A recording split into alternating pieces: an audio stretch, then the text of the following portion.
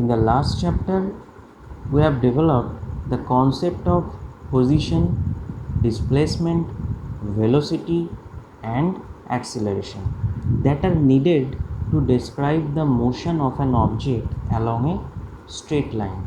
Okay, we found that the directional aspect of these quantities can be taken care of by either positive or negative signs, as in one dimensions only two directions are possible.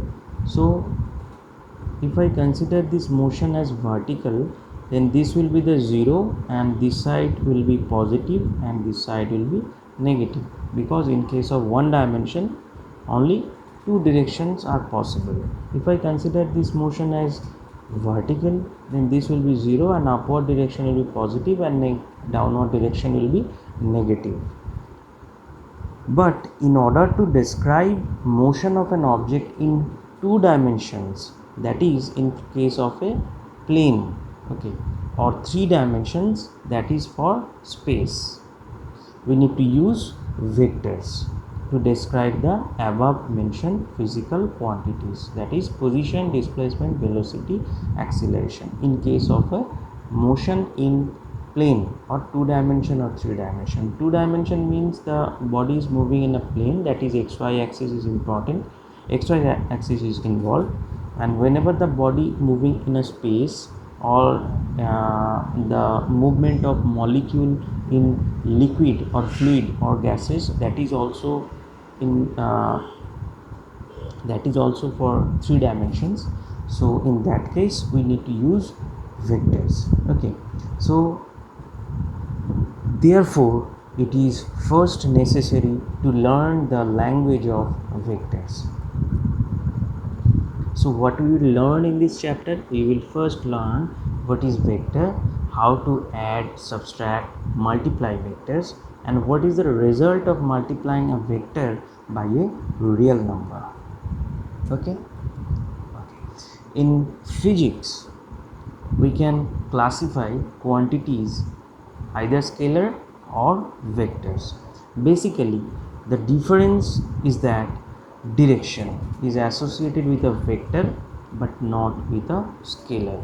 This is the basic difference. In case of scalar, magnitude is important, magnitude is involved, and in case of vector, magnitude as well as direction. So scalar quantity is a quantity with a magnitude only. It is specified completely by a single number along with a proper unit. Suppose the distance between 2 points, suppose 10 meter, where 10 is the number and meter is the unit. Mass of an object 10 kg, 10 is the number, kg is the unit. The temperature 30 degrees Celsius, 30 is the number, degree Celsius is the unit, and the time at which a certain event happened, okay, that is at 12 p.m. So 12 is the number, pm is the unit, 12 second, 12 is the number, second is the unit. So the rules for combining scalars are the rules for ordinary algebra. Scalars can be added, subtracted, multiplied and divided. If I say the initial temperature of a water was 100 degrees Celsius and final temperature of that water is 70 degrees Celsius. Now what is the difference? Simply I will subtract from initial to the final temperature, that will be 30 degrees Celsius. I hope you got it.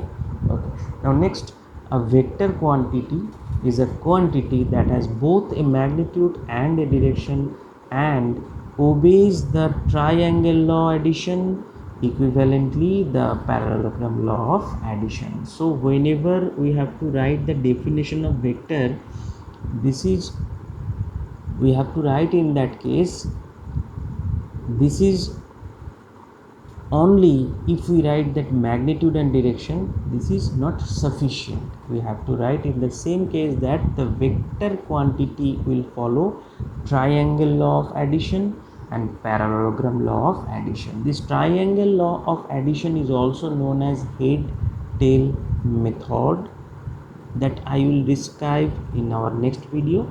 And parallelogram law of addition is also known as tail to tail method. Okay, so a vector is specified by giving its magnitude by a number and its direction. Some physical quantities that are represented by vectors are displacement, velocity, acceleration and force. In that case, displacement 10 meter east direction, so magnitude as well as direction is important. So this is a vector quantity. To represent a vector we use boldface. Now how to write this, how to represent the vector? We use boldface. Suppose force is a vector quantity that we know. Now if I want to represent this force in vector form, how to write this? Either I have to make this alphabet in bold, or this is very difficult since the bold face is difficult to produce.